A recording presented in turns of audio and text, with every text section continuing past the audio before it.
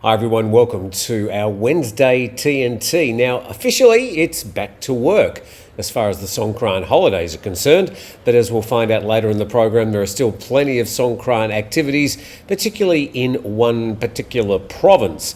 But we'll start with this sort of, well, I suppose you could say, ongoing purge that's going on here in Thailand in relation to visas, overstays, work permits, and these nominee companies. Here's the latest.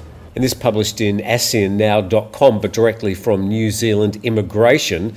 And charges have been laid against two visa agents in Thailand after Immigration New Zealand identified they were providing fake documents for visitor visa applicants. Now, in this case, it's mostly Thai people wanting to go to New Zealand and other countries. An AEC Thai development company, run by Jirasin Bunya Singh, has been issuing false bank statements and employment letters for visitor visa applicants. And their primary focus was on rural workers.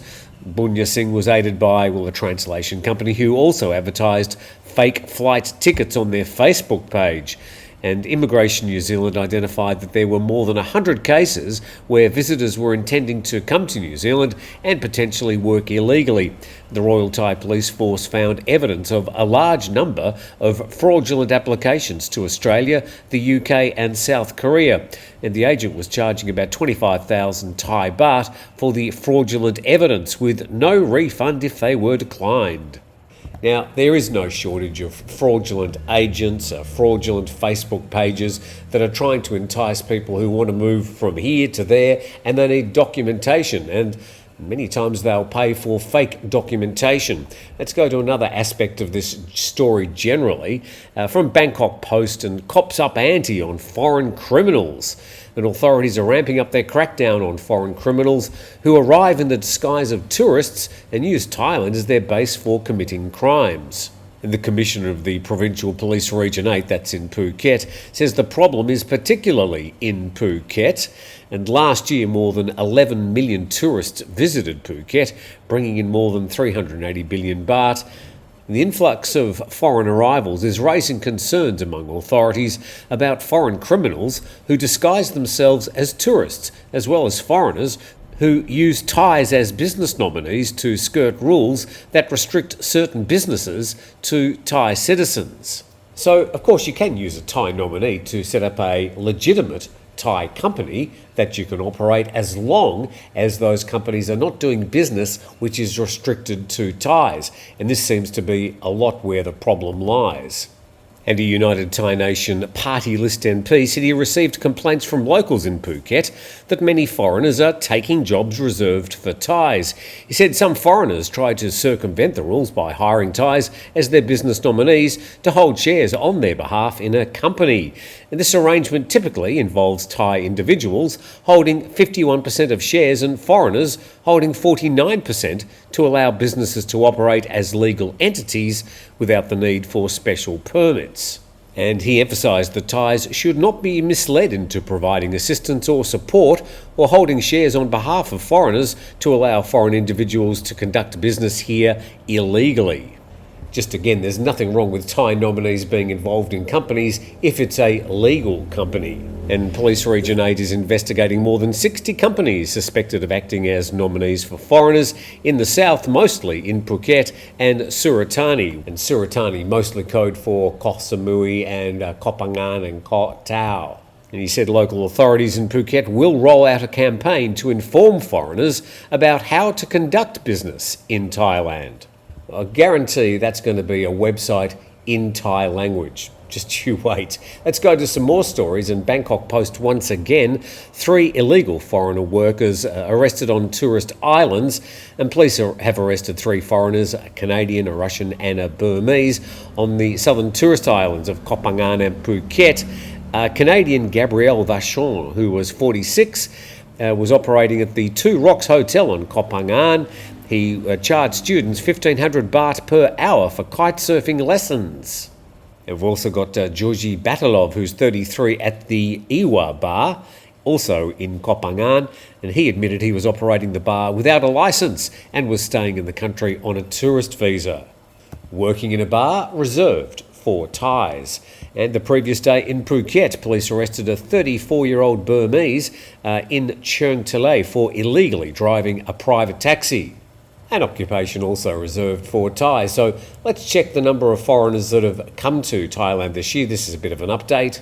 Nation Thailand saying that foreign arrivals in Thailand surpass 10 million mark this year, and Thailand welcomed some 10.7 million foreigners between January the 1st and April the 14th. So as far as arrivals are concerned, that's pretty much the start of the year until Songkran. And that marked a 43% jump year on year. China topped the arrivals over 2 million, followed by Malaysia, 1.4 million, Russia, 695,000, South Korea, 619,000, India, 500 and nearly 47,000. So that's a bit of an update on who's arriving in Thailand. Let's now check the situation with the Songkran 7 Days of Danger, a road safety campaign. And Nation Thailand reporting 206 killed, 1,593 injured over the first 5 days of Songkran's 7 dangerous days. The headline pretty much repeated there in the first paragraph. And drunk driving was the biggest cause of accidents on Monday. Most accidents occurred on straight roads and 38.5% took place on highways. The highest number of accidents took place between 4 and 5 p.m, with accident victims, both dead and injured, being in the 20 to 29 age group. So occurring on straight roads, so it would suggest that there's an element of speed involved in these incidents, happening between 4 and 5 p.m, I suppose that's a peak period, and that age group, once again, 20 to 29, it doesn't say so, but I guarantee most of them would be males. Now, we mentioned that Songkran is still going in parts of Thailand. Let's check that out. We go to nationthailand.com and it's splash-tastic all week in Pattaya and seaside provinces. So it may have finished where you are, but it's still going in Chon Buri and Pattaya. Let's find out what's going on. And unlike Bangkok, Songkran in Pattaya and other seaside provinces is expected to continue until the One Lai festivities are complete. And hundreds of Thais and foreigners were seen locked in water battles around Pattaya yesterday, with entertainment venues providing tanks filled with water to fuel the madness. And more people are expected to attend One Lai, the Songkran Flowing Day events, in Chon Buri's Naklua area on Thursday and in Pattaya on Friday. And the celebrations usually held in eastern seaboard provinces, namely Chon Buri, Rayong and Samut Prakan. So some of those activities going up to Friday, almost a week after the actual Songkran day. Hope everybody's having a good time.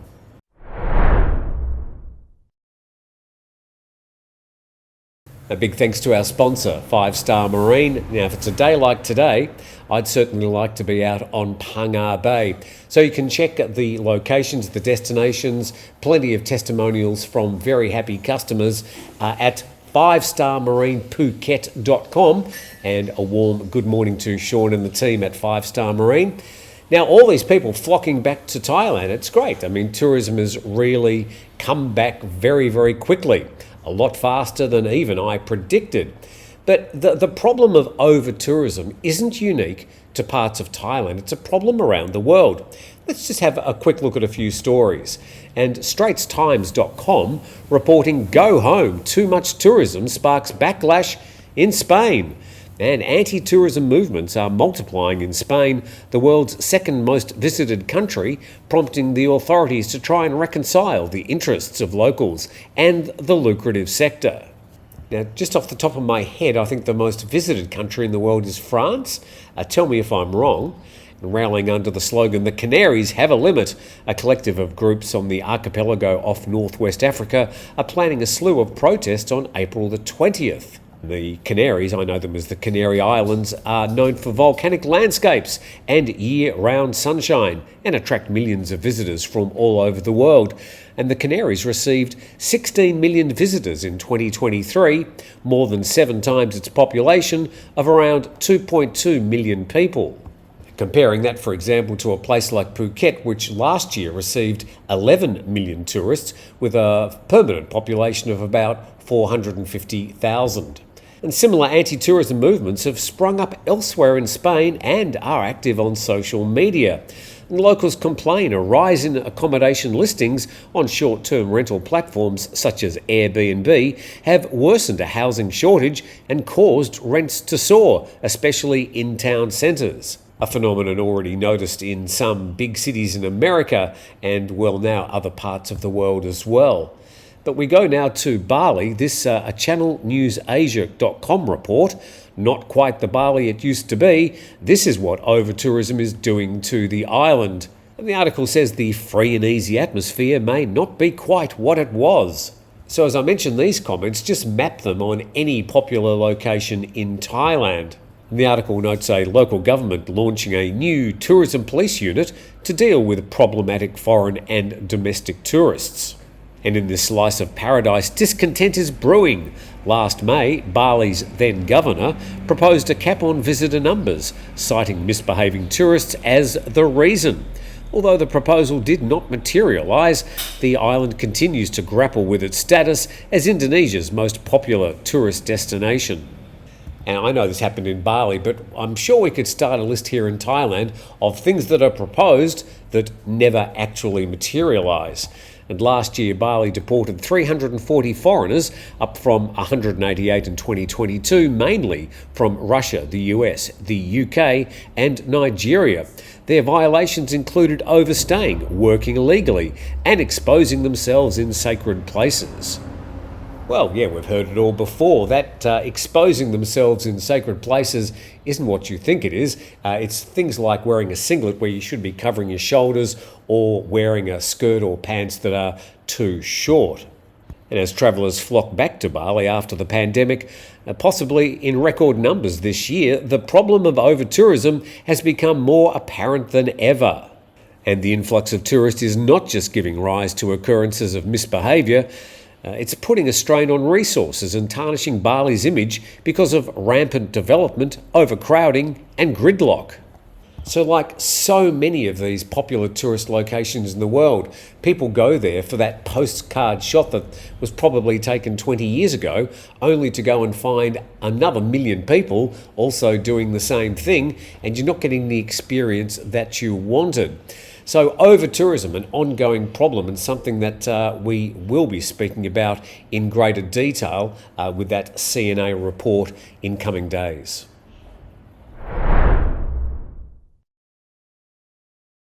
And just a quick bit of media news to finish today's program. Now, a lot of you know that I used to work at the Thaiger, so I don't have any additional knowledge to what's been described in Reddit. It says ASEAN Now, the infamous forum formerly known as Thai Visa, is in the process of being bought by the Thaiger. And it says it's been an open secret that ASEAN Now has been touted for sale to anyone within earshot for months, with the current owners desperate, according to this article, to rid themselves of the failing site. The takeover and rebrand of Thai Visa to ASEAN Now has been a colossal failure. Again, that editorial there from the writer of this article. And Thai Visa was bought in 2015 for a staggering $35 million. But now people close to the Thaiger say they will buy ASEAN Now for less than 3 million baht. And it says the disastrous rebrand to ASEAN Now has left the site at rock bottom, with the number of active users at an all-time low, while the site continues to be plagued by frequent and ongoing technical issues, and so that article goes. And there's plenty more in that Reddit article, some of it a bit of an exaggeration. But I haven't heard from anybody at the Thaiger, but I did get a call from somebody who has knowledge of this deal from ASEAN Now, and they said the deal's gone through. So we now have a merger of two of the most popular news sites in Thailand, in English. That's the Thaiger and ASEAN Now. So good luck to everybody involved. A big move, a big change in the media landscape in the English language. So best wishes to everybody involved in that merger. And with that, I thank you for watching today. Please subscribe to the channel, and we look forward to seeing you again tomorrow.